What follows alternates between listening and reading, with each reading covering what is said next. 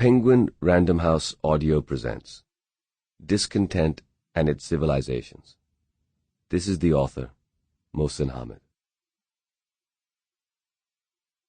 For Dina and Vali. Introduction. My Foreign Correspondence. One day, beside a slender stream in the high mountains, a monk met an essayist, and they fell to talking. The minutes passed as they reclined there in the presence of dragonflies.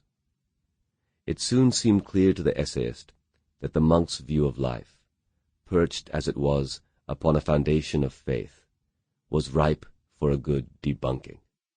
The essayist laid out the required argument in painstaking detail, ending with these words: "Since you have no proof, I must conclude your beliefs are merely your own invention." "So what?" the monk responded, with a smile as steady as it was serene. "So what? So everything. You're a monk."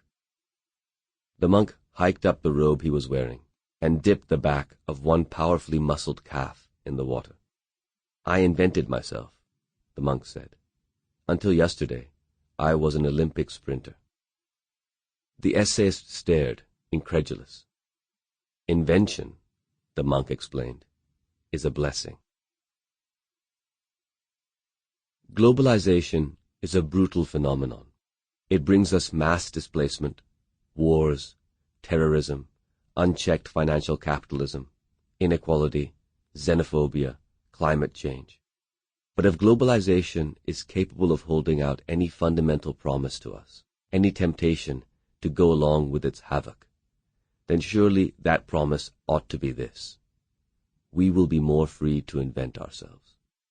In that country, this city, in Lahore, in New York, in London, that factory, this office, in those clothes, that occupation, in wherever it is we long for, we will be liberated to be what we choose to be. When I sat down to shape this book, a collection of pieces I wrote for various publications in the 15 years between 2000, the time my first novel, Moth Smoke, appeared, and now, which is to say 2014, I found I was content to let much of what I had written go. Many of my past pieces were, to my present eye, simply too crudely built or too blatantly wrong-headed to include. Others were too similar to each other, meaning it was better not to pick two when one would do. What was left, the 36 or so pieces making up the audiobook that follows, I wanted to alter as little as possible, so that they would read much as they read when they were first written.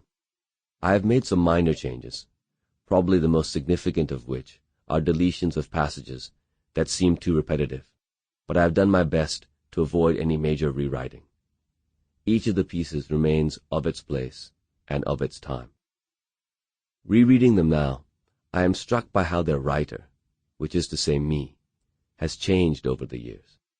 Obviously, there have been changes in writing style and technique. But there have been other changes as well, changes in how I view the world, changes that perhaps reflect how I am in the world. And those changes remind me that I am becoming a different person, that I am inventing myself as I go along, as I suspect we all are.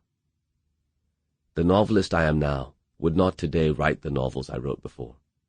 The human I am now might not behave as did the human I was before. In that sense, the fragmentary and of-the-moment nature of the pieces that constitute this book brings with it, I hope, a different type of honesty than a book that is conceived as a whole and executed in a single effort. It reveals opinions and attitudes that are malleable, showing the plasticity of what in any given present moment one typically presents as a rock of certainty. But it reveals consistencies too, themes that reappear, again and again, in pieces written at different times, for different publications, in different places. Over the past 15 years, I have lived in 3 cities, Lahore, New York, and London. I have called and considered all 3 home. And yet, as I review the writings in this book, I recognize that I have always felt myself a half-outsider. The Sample complete. Ready to continue?